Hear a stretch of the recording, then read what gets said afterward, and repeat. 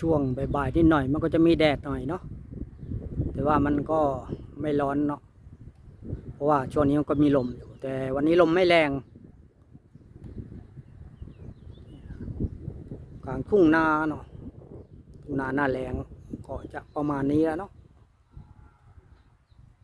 นั่งอยู่ตรงลมนี่ก็เย็นเนาะลมนิดๆลมไม่แรงวันนี้